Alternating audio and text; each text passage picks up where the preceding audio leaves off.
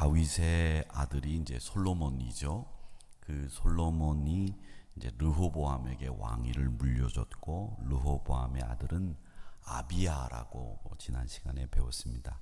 그 아비야가 아비암이라고도 불리운다고 말씀을 드렸죠. 그 아비야. 그 다음에 이제 오늘 우리가 같이 공부할 이 남유다의 왕은 아사라고 하는 왕입니다. 이제 이 아비야는 사실은 육신의 즐거움을 따라 살았던 사람이고요. 또 욕심을 부리다가 3년 만에 왕위에서 물러나고 죽고 말았습니다. 그래서 뜻하지 않게 아사는 갑작스럽게 왕이 됐죠. 그런데 얼떨결에 왕이 된 이 아사에게는 특이한 점이 하나 있습니다. 그것은 아버지 다윗에게 반역을 저질렀던 압살롬, 그 압살롬의 딸이 마가인데, 그 마가의 손자라고 되어 있습니다. 그러니까 이 마가가 할머니인 셈입니다. 압살롬의 딸이 할머니입니다. 그런데 오늘 성경에 보면 뭐라고 되어 있느냐면 어머니라고 되어 있습니다. 한번 읽어보실까요? 예루살렘에서 41년 동안 다스리는데 그의 어머니 이름은 마가라, 아비살롬, 즉 압살롬의 딸이더라, 이렇게 되어 있습니다. 근데 여러분, 이 압살롬의 딸이라고 하면 조금 전에 보셨던 것처럼 이 압살롬은 다윗의 아들이거든요. 그러면 압살롬의 딸이라면 다윗의 아들 르호보암 다음에 아비야, 이 아비야 정도 되는 르호보암, 이 솔로몬, 이 압살롬의 학렬이잖아요. 그렇잖아요. 다윗이 아들이 솔로몬의 아들이 르호보암인데, 이 압살롬은 솔로몬과 같은 학렬의 사람이에요. 그러면은 이 압살롬의 딸이라 그러면 누구와 학렬이 같냐면 르호보암의 학렬이에요. 근데 르호보암의 아들이 아비야고 아비야의 아들이 아사니까 이 아사 입장에서 보면 분명히 압살롬의 딸이라면 할머니예요. 그런데 성경은 어머니라고 해놨거든요.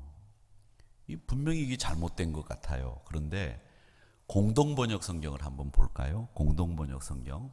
제가 공동번역 성경을 여러분들에게 왜 번역본이 따로 필요하냐면, 이 공동번역 성경은 이렇게 번역을 했습니다. 예루살렘에서 41년간 아사가 다스렸다. 그의 할머니는 압살롬의 딸인 마가였다. 이렇게 되어 있습니다. 그러니까 여기는 공동번역 성경은 어머니라고 안 돼 있고 할머니라고 돼 있지요.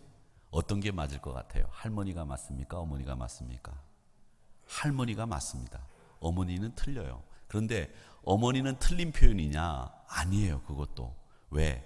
히브리어는 할머니라고 하는 명칭 자체가 없습니다. 손자라고 하는 명칭 자체가 없어요. 히브리어에는 무조건 아들입니다. 그러니까 우리 할아버지로 따져서 저를 지칭할 때도 아들이고, 저희 증조부로 따져서 저를 지칭할 때도 아들입니다. 그러니까 저희 아버님 이름은 영자 봉자를 쓰시는데 영자 봉자의 아들이 창룡이다, 이렇게도 얘기를 하고, 저희 할아버지는 이자 도자를 쓰시는데 이자 도자의 아들이 창룡이다, 이렇게 쓴다는 거예요. 이게 히브리어의 용법입니다. 그러니까 무조건 아들은 증손자가 되든 고손자가 되든 아들이에요. 무조건 딸은 손녀가 됐든 증손녀가 됐든 딸이라고 표현하는 것이 히브리어 표현입니다. 그러니까 그 히브리어 표현을 그대로 적용해서 우리 개역개정 성경에는 어머니라고 표현을 한 거예요. 그러니까 딸이라고, 아들이라고 표현한 거죠. 그런데 공동번역 성경에는 우리의 인척관계의 그 특수성을 잘 알고 우리의 용법에 맞추어서 할머니라고 정확하게 그 대수를 이해할 수 있는 표현을 공동번역 성경에는 했다라는 거죠. 그래서 아들은, 히브리 말로 아들은 벤이라고 합니다. 벤구리온. 그 이스라엘 예루살렘 공항 이름이 벤구리온 공항인데, 벤구리온 공항 그러면 구리온의 아들이라는 뜻의 이름이에요. 그러니까 벤야민 그러면 아민의 아들이라는 뜻이고요. 베냐민은 슬픔의 아들이라는 뜻이잖아요. 그러니까 베냐민 그러면 이 아미가 무슨 말이냐면 슬프다라는 뜻이에요. 그래서 벤이 들어가니까 그걸 베냐민 이렇게 읽는데 그 벤은 아들이라는 뜻이다. 이렇게 하시면 되고, 그럼 딸은 뭐라고 표현하냐? 벨이라고 부릅니다. 벨. 약간 부드럽죠? 벨. 그렇죠?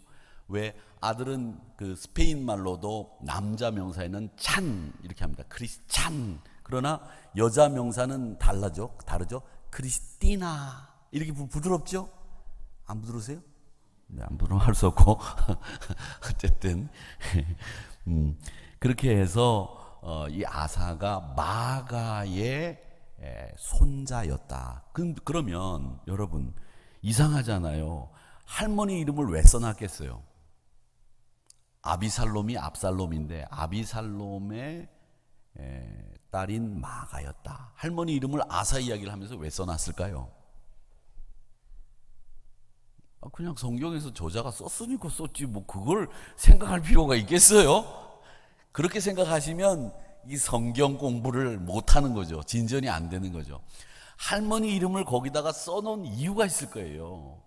그 이유는 뭐냐면 아사가 할머니 손에 컸기 때문입니다. 그래서 그 할머니 이름을 어머니라고 그 히브리어 용법에 맞게 써놓은 거예요. 그러니까 성경을 볼 때 이 한 절만 보더라도 우리가 생각할 게 얼마나 많은지 알 수 있죠. 열왕기상 15장 10절 말씀 한번 이제 여러분들에게 설명을 다 드렸으니까 그렇게 이해를 하시고 읽어보시면 아사가 예루살렘에서 41년 동안 다스리니라. 그의 어머니 이름은 마가라. 아비살롬의 딸이더라.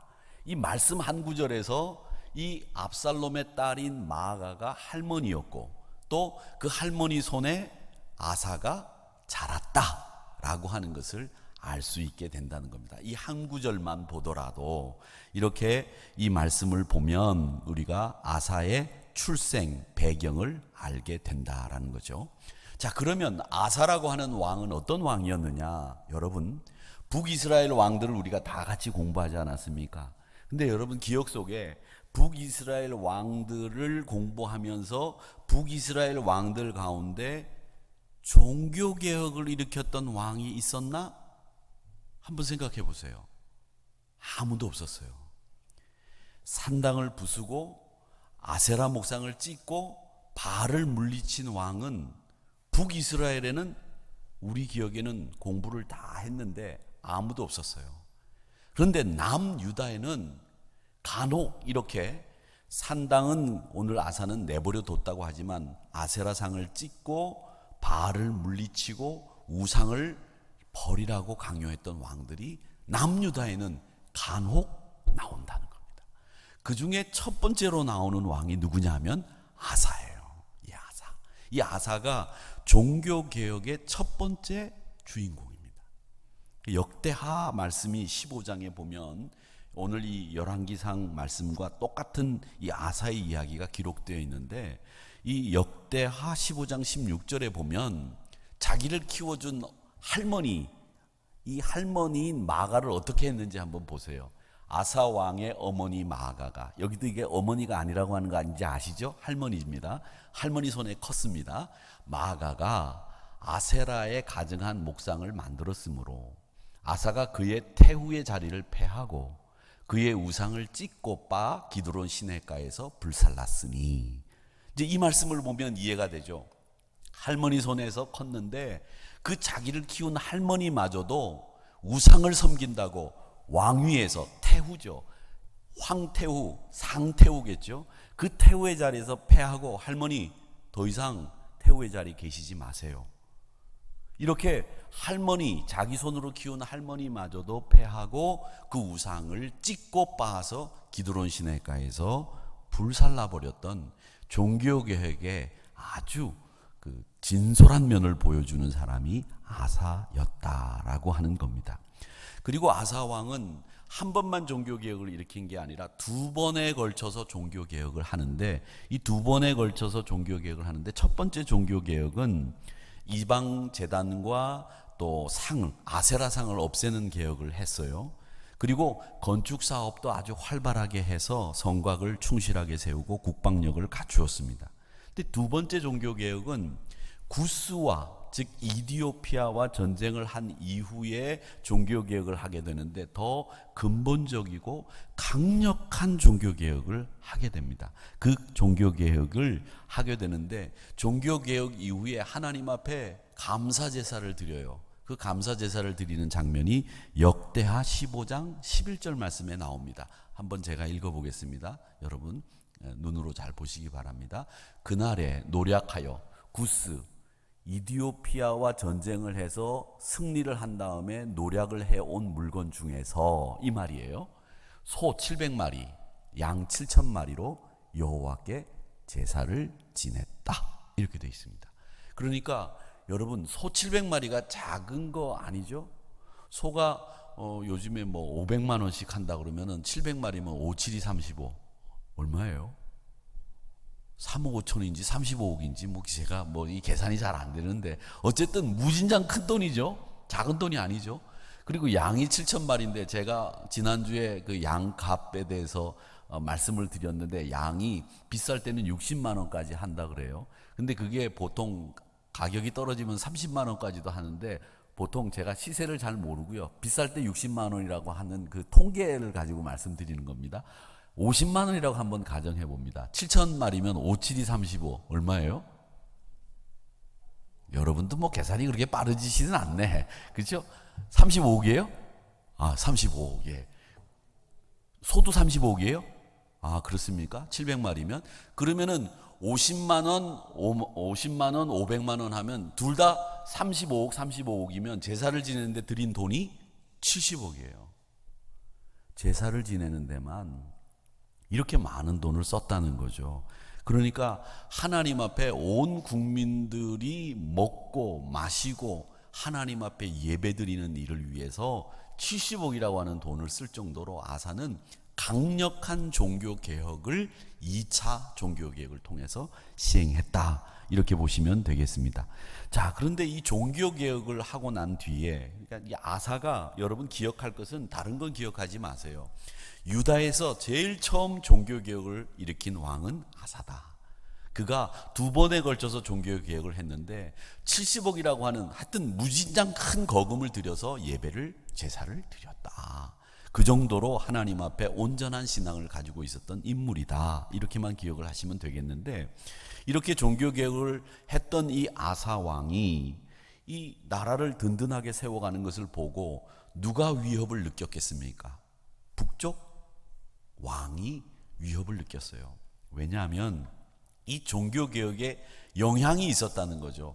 남쪽 왕 아사가 하나님을 향한 뜨거운 전심으로 사랑을 그리고 섬김을 표현하고 하나님 신앙으로 야훼 신앙으로 가니까 이 위기감을 느낀 왕이 바로 북왕국의 바사라고 하는 왕이었습니다. 이 바아사는 여러분 저기 보이시지만 생긴 것도 별로 좋지 않게 생겼죠? 밑에 킹 아사는 조금 선하게 생겼죠? 유다와 이스라엘 한번 보세요. 당시에 이스라엘이 더 훨씬 크죠? 유다가 훨씬 더 작죠? 그런데 이 이스라엘 왕 바사가 위기감을 느낀 거예요. 어떤 위기감을 느꼈느냐? 바사는 북이스라엘의 3대 왕입니다. 24년 동안 왕이 있었지만 이 바사라고 하는 왕은 왕의 자질이 있었거나 왕이 능력이 있었거나 뭐 그 사람이 왕으로서 특별하게 좋은 성품이 있었던 사람이 아닙니다. 하나님의 은혜로 왕위에 24년 동안 있었던 사람이에요.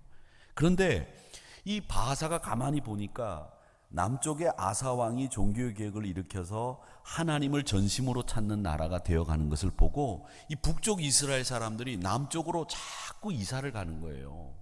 왜? 거기 가면 하나님을 마음껏 섬길 수 있으니까. 거기 가면 제대로 된 신앙, 우리 유다인들, 이스라엘 사람들의 온전한 신앙을 찾을 수 있으니까 남쪽으로 자꾸 가는 거예요. 여러분 아시지 않습니까? 우리나라가 살기 좋으니까 북쪽에 있는 많은 분들이 탈북을 하잖아요. 조선의 길림성 거기 제가 96년도 7년도 이도백화 이쪽으로 갈 땐 말이죠. 거기에 조선인들이 얼마나 많은지 몰라요. 조선족들이 굉장히 많이 계셨어요. 정말 많이 계셨어요. 그래가지고 교회를 열고 소 한 마리 사들이면 3,000명씩 모였어요. 조선족 교회가. 이도백과 그 북한 그 백두산 밑에서 내려오면 거기도 조선족들이 엄청나게 많아가지고 거기에 소 10마리 사주고 난 뒤에 말이죠. 그 소를 키워가지고 새끼를 쳐가지고 그 소 한 마리씩 주면서 교회를 개척했는데 교회가 200개, 300개씩 늘어나는 건 순식간이었어요. 그런데 지금 다 그분들이 어디로 갔느냐? 길림성에 가보니까 조선족이 없어요. 다 어디 갔냐 그러면 한국 갔대요. 한국 가고 없어요. 그래 지금 거기 조선족 자치구에는 조선족 자치구가 될 수 없을 정도로 조선족 인구가 확 줄었습니다. 왜? 다 한국 갔거든. 다 어디 사시느냐? 저기 여기 대림동에 다 와 계신단 말이죠. 왜? 살기 좋으니까. 여기서는 어떤 일을 해도 거기보다는 3배, 4배 돈을 많이 버니까 여기로 다 오신 거예요.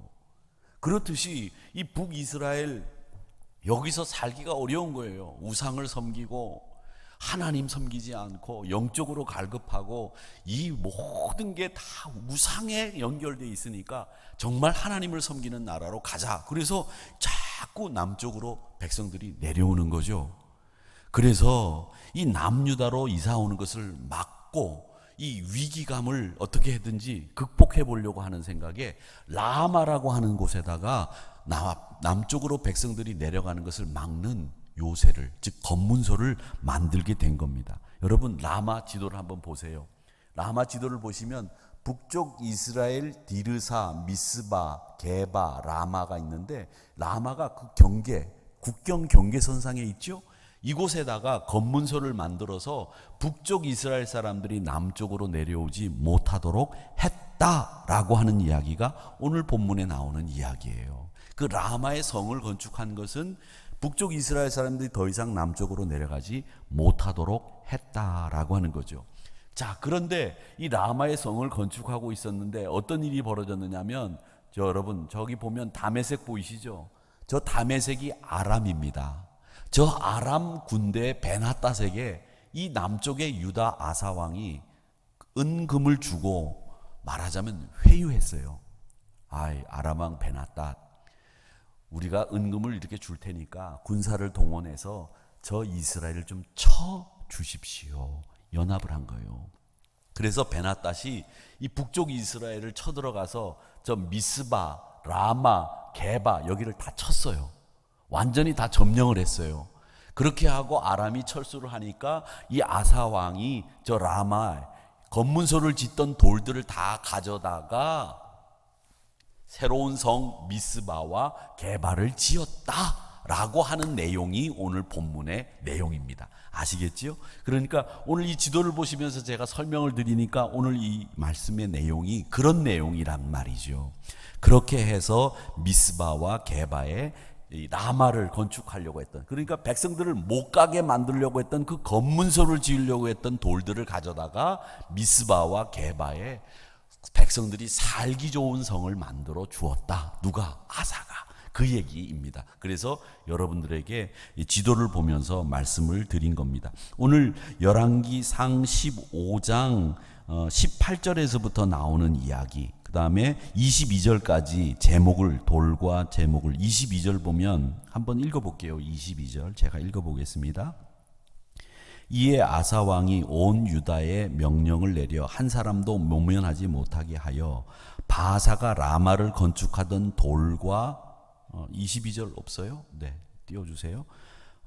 라마를 건축하던 돌과 제목을 가져오게 하고 그것으로 베냐민의 게바와 미스바를 건축하였더라. 이렇게 되어 있습니다. 그러니까 라마를 지으려고 했던, 검문소를 지으려고 했던 돌을 게바와 미스바를 건축했다라고 하는 거죠. 자, 그러면 이제 우리가 여기서 한 가지 이제 이 아사를 통해서 배우는 교훈을 한번 생각을 하고 말씀을 정리하겠습니다.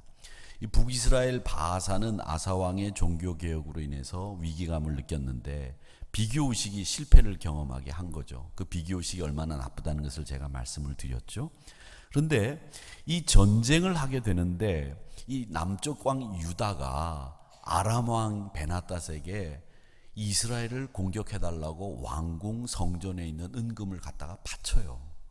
이것은 이방 나라와 손을 잡게 된 잘못된 선택이었습니다. 이 사실을 선지자 하난이라고 하는 사람이 알고는 역대하 16장에 보면 왜 이방 사람과 손을 잡습니까? 책망을 해요. 아사 왕에게. 어떻게 책망하느냐면 역대하 16장 7절에 보면 그때 선견자 하나니가 유다 왕 아사에게 나와서 이르되 왕이 아람 왕을 의지하고 왕의 하나님 여호와를 의지하지 아니하였으므로 아람 왕의 군대가 왕의 손에서 벗어났나이다. 아람 왕의 군대가 이제는 왕의 말을 듣지 않게 되고 하나님 말도 안 듣고 저렇게 천방지축으로 날뛰게 된 이유는 왕이 하나님을 의지해야 되는데 하나님 의지하지 않고 왜 왕궁에 성전에 은금을 갖다가 아람 왕과 손을 잡았습니까? 그거 잘못된 일입니다. 이렇게 하나니가 아사에게 책망을 한 겁니다. 종교개혁을 일으켜서 하나님을 잘 섬기도록 했지만 결정적으로 자기 힘이 부족할 때에 자기 능력 밖의 일이라고 생각하더라도 하나님을 의지했어야 되는데 이 자기 능력 밖의 일이라고 생각하는 순간에는 세상을 다시 찾아서 타협했다는 거예요. 이게 아사가 잘못한 일이었다는 거죠. 그래서 하나니가 책망의 말을 하게 되고 이 책망의 말을 듣고 그러면 아사가 회개하고 돌이켰느냐? 그런데 문제가 그렇게 되지 않았어요. 10절 볼까요? 어떻게 됐는지. 그 말을 들은 아사가 아이고 잘못했습니다. 그런데 아사가 어떻게 했다고요? 노하여. 화가 나가지고 선견자 하나니를 어떻게 했어요? 옥에 가두었으니. 아사가 왜 그렇게 가두었느냐? 이유는 그 말에 크게 노하여 그 선견자 하나니를 옥에 가두었다는 거죠. 그리고는 아사가 백성 중에서 몇 사람을 학대했다. 하나니와 동조하는 사람들을 학대했다는 거예요. 그러니까 아마 죽였거나 같이 하나니와 옥에 가두었겠죠. 이런 일들을 하는 겁니다. 그 초기에 하나님을 믿고 종교개혁을 일으켰던 선한 길을 걸어갔던 이 아사가 그 길을 끝까지 달려가지 못하고 그만 악한 길로 빠져버린 거예요. 그 아사 왕이 왕위에 있으면서 총 3가지의 잘못을 하는데 이 첫 번째 잘못이 뭐냐면 이 이방 나라와 연합을 하는 실수를 한 거죠. 또 하나는 선견자의 말을 무시하고 그 선견자를 핍박하고 백성들을 박해한 일. 이게 아사가 두 번째로 한 실수였습니다. 그리고 또 하나 마지막 실수는 역대하 16장 12절의 말씀인데 이 마지막 실수는 제가 지금까지 말씀을 안 드렸는데 이 아사가 죽을 즈음에 병이 걸렸어요. 발에 병이 들었는데 이 발에 병이 어떤 병이 걸렸는지 굉장히 위독했대요. 무좀은 아닌 것 같아요. 그렇죠? 무좀으로 죽지는 않잖아요. 근데 발에 병이 걸렸는데 아마 제가 생각할 때는 이 당뇨로 인해서 이 발이 썩어 들어가지 않았을까. 그러니까 발이 병이 들어가지고 도무지 낫질 않았겠죠. 제가 생각할 때는 그래요. 근데 그건 제 생각이에요, 여러분. 그건 성경에 그렇게 나와 있지는 않아요. 근데 발에 병이 든 경우에는 이 발에 병이 들 경우에는 당뇨가 돼서 이 썩기 시작을 하면 도무지 안 낫거든요. 결국 다리를 자르는 분을 저는 많이 봤어요. 당뇨가 걸리면 피가 안 통하니까. 그러니까 함부로 하면 안 돼요. 제가 전에 목회하던 교회에 우리 장로님 한 분이 당뇨를 앓고 계셨는데 이 당뇨가 있으신데 이 발에 이 염증이 생겨가지고 헐었어요. 근데 안 나. 자꾸 안 나니까 그 앞에 병원에 가셨는데 예배 끝나고 수요일날 이렇게 예배를 끝나고 난 뒤에 수요일날인가? 금요일인 것 같아요. 금요일날 예배를 끝나고 난 뒤에 그 구역장 교육이 있는데 구역장 교육이 끝나고 난 뒤에 이 장로님이 그 앞에 병원에 가셨어요. 병원에 가셔가지고서 목사님 병원에 갔더니 말이죠 이거 염증이 생겨갖고 잘 안 는다 그래서 잘라내라 그래서 발가락을 잘랐다는 거예요. 아니 어떻게 그냥 앞에 동네 의원에 가고 금방 그렇게 발가락을 자르고 오시느냐고. 그래서 제가 아니 큰 병원에 가서 진료도 받아보시고 좀 기도도 해보시고 같이 좀 여러 가지 의견을 구하고 자르시지 어떻게 금방 가서 발가락을 자르고 오시냐 했더니 자르라고 그래서 잘랐다고. 그렇게 대범하시더라고요. 저보다 제가 딱 12살 많으셨는데 그때 12살 딱 많으셨는데 그리고 얼마 안 있다가 바로 이 다리가 올라와 가지고서 뭐 얼마 못 살고 돌아가셨죠. 예. 그러니까 여러분 그렇게 이렇게 병이 이렇게 급속도로 진전되지 않으면 이 의사의 말도 여러 말 사람들 이렇게 들어보고 판단하는 게 좋은데 그렇게 됐어요. 근데 제가 이 얘기는 사적으로 나간 얘기고요. 이 병이 위독했는데 이 병이 있을 때 보세요. 그가 여호와께 구하지 아니하고 의원들에게 구하였더라. 이게 아사의 세 번째 실수입니다. 바사가 하나님을 안 찾고요. 그저 명의 잘 고치는 사람이 누군지만 찾았다라는 겁니다. 우리가 결론을 한번 내려볼까요? 이 아사를 통해서 우리가 어떤 결론을 얻어야 되느냐? 제일 첫 번째 이 아사의 교훈은 이방국과 믿지 않는 아람과 연합했다고 하는 첫 번째 실수를 통해서 우리가 교훈을 받아야 됩니다. 여러분, 믿지 않는 사람들은 우리의 전도 대상이고요. 믿지 않는 사람들 우리가 사랑해야 될 사람인 만큼은 분명하고 틀림없습니다. 근데 성경은 뭐라고 얘기하느냐면 출애굽기 23장 1절 말씀에 보면 너는 거짓된 풍설을 퍼뜨리지 말며 악인과 연합하여 위증하는 증인이 되지 말아라. 이 말씀은 믿지 않는 사람들과 멍해를 같이 하지 말라고 하는 말씀과 똑같은 말씀입니다. 믿지 않는 사람들은 기본적으로 사람이 가지고 있는 본능만 충실할 뿐이지, 이기적이고 그 사람이 아니 선하고 아무리 양심적이고 도덕적이라고 할지라도 그 믿지 않는 사람들과 같이 거짓 풍설에 휘말리거나 악인과 연합해서 위증한 일을 할 수 있다는 거예요. 그러니까 악한 사람들하고는 연합하지 말라는 겁니다. 친구를 사귀어도 믿음의 사람들과 사귀고 될 수 있는 대로 하나님께 기도하는 믿음의 공동체를 만드는 것이 필요하다라는 것을 말씀하고 있습니다. 여러분, 믿지 않는 사람들과 멍해를 같이 하지 마세요. 좋지 않습니다. 시편 133편 말씀에 보면 형제가 연합하여 동거함이 어찌 그리 선하고 아름다운고, 이 말씀에 이 형제라고 하는 것은 뭡니까? 우리 믿음의 사람들이에요. 피를 나누고 예수 그리스도의 피로 나눈 형제들, 그 사람들과 함께 동거하고 그 사람들과 함께 연합하는 것이 아름답고 선하다는 거예요. 그러니까 우리 교회가 이 공동체 안에서 서로를 의지하고 믿음을 주고 같이 할 수 있도록 만들어 주셔야 되고, 또 우리 교회가 이렇게 아름다운 연합을 이루어야 된다라는 거죠. 그러니까 이 믿음의 형제들이 연합하는 일이 아름다운 일이라고 하는 것을 꼭 기억하면서 이 믿음의 형제들이 연합하는 그 모습을 유지하는 여러분들이 되시기를 주의 이름으로 축원합니다. 두 번째 교훈은 우리가 뭘 볼 수 있느냐? 이 하나니, 이방 군대와 연합한 하나니의 책망 앞에 아사는 화를 내고 옥에 가두고 백성들을 박해했습니다. 이 선지자나 백성들을 이유 없이 박해했던 때가 언제냐? 여러분, 중세교회의 특징이 뭔지 아십니까? 중세교회의 특징이 바로 선지자를 핍박한 교회입니다. 종교개혁자인 위클리프를 죽였고요. 또 체코의 유명한 종교개혁가인, 우리 청년들이 이번 겨울에 다녀온 이 체코의 그 종교개혁가인 유명한 사람 존 후스입니다. 그 사람을 죽였습니다. 수많은 개혁자들이 성경을 읽었다는 이유로 성경을 가르쳤다는 이유로 죽인 교회가 중세교회예요. 구약의 대표적인 선지자, 여러분 이사야 선지자 아시죠? 이사야 선지자는 왕족이었습니다. 왕족이었는데 그 왕족의 영화를 버리고 하나님의 말씀을 증거하겠다고 나섰는데, 그 하나님의 말씀을 직언한다고 이 이사야를 어떻게 죽였는지 아십니까? 여러분 아시는지 모르겠는데 이사야가 죽을 때 톱으로 켜서 죽임을 당했어요. 비운의 선지자죠.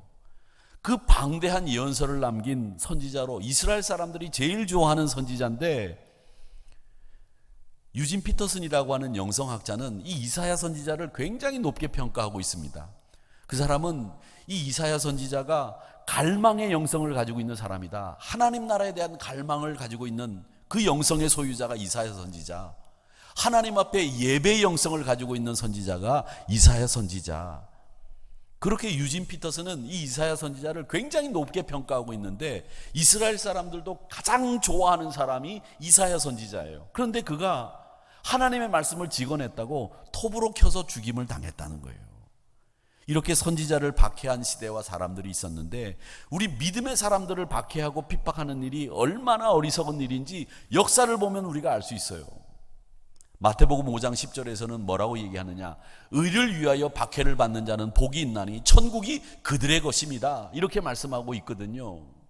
여러분, 예수님 이름 때문에 박해당하는 거 두려워하지 마세요. 예수님 이름 때문에 우리가 이거 교회 다녀야 되느냐 말아야 되느냐 신앙에 흔들리는 거, 그건 의를 위해서 박해받을 각오가 안 돼 있다는 얘기죠. 그렇기 때문에 우리 박해받고 핍박받는 것이 예수 믿는 사람들의 당연한 일이다라는 생각을 가지시고, 중세교회가 가졌던 그런 모습들을 보면서 의를 위해 박해를 받는 것이 천국의 소유자가 되는 것이라고 하는 그 상급이 있다는 것을 아시고, 여러분 끝까지 견디시기를 축원하고, 또 견딜 이유가 없다고 하더라도 예수 믿는 것을 자랑하는 일, 이게 우리 예수 믿는 사람들이 박해를 받아도 예수 믿는 일을 자랑하는 것이 천국의 주인공이 되는 길임을 잊지 마시기를 바랍니다. 하나 더 마지막으로 우리가 생각할 것은, 아사가 발에 병이 들었는데 하나님을 찾지 않고 의원을 구했다라는 말, 이 말을 통해서 우리는 교훈 받아야 됩니다. 여러분, 병이 들면 제일 먼저 뭘 찾아야 되겠습니까? 하나님을 찾으시기를 바랍니다. 그러면 병원에 가지 않아야 됩니까? 병원에도 가셔야 됩니다. 약도 먹어야 됩니까? 안 먹어야 됩니까? 먹어야 됩니다. 왜? 여러분, 하나님이 어떤 하나님이세요?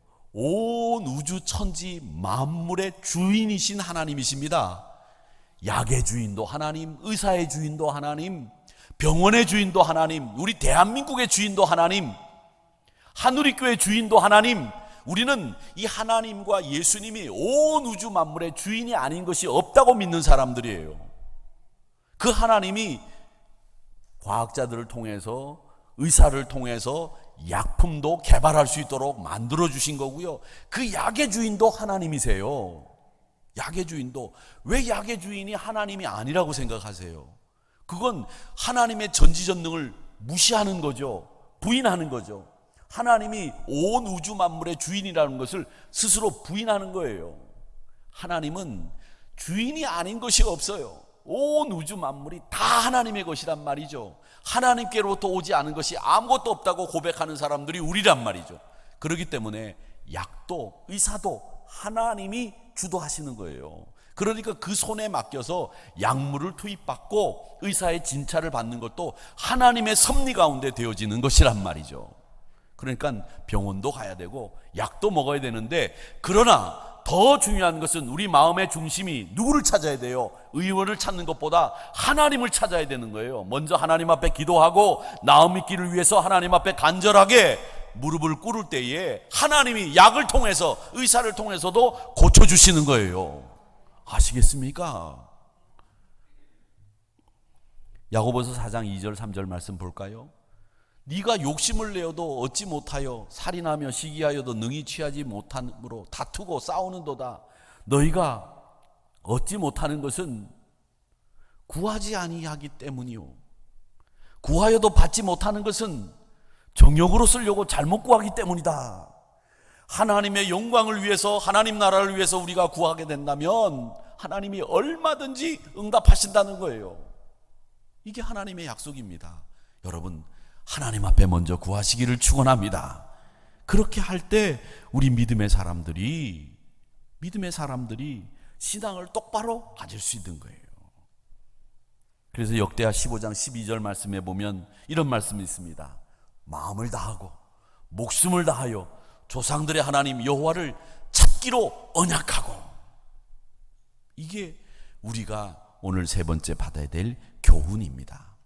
이 교훈을 여러분 꼭 기억하십시오.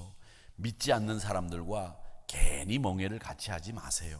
멍해를 같이 했다고 한다면 먼저 하나님 앞에 구하고 늘 지혜롭게 기도하시면서 그 믿지 않는 사람들과 연합한 관계를 빨리 정리하는 게 좋고, 또 정리가 안 된다고 한다면 늘 조심해야 됩니다. 그리고 또 하나, 여러분, 하나님을 구하는 일 제일 우선 여러분들이 하셔야 되는 일이고요. 또 의를 위해서 핍박받는 거, 그거 자랑스럽게 생각하시면서 나는 의를 위해 예수 이름으로 핍박받으면 천국이 나의 것이다 라고 하는 분명하고도 확신에 찬 이 신앙의 결단을 가지시고 살아가셔서 이 아사를 통해서 배우는 이 세 가지 교훈 여러분 가슴속에 꼭 담으시고, 오늘도 말씀처럼 마음을 다하고 목숨을 다하고 그래 하나님을 구하는 우리 한우리 성도님들이 되시기를 주님의 이름으로 축원합니다. 우리 기도하겠습니다.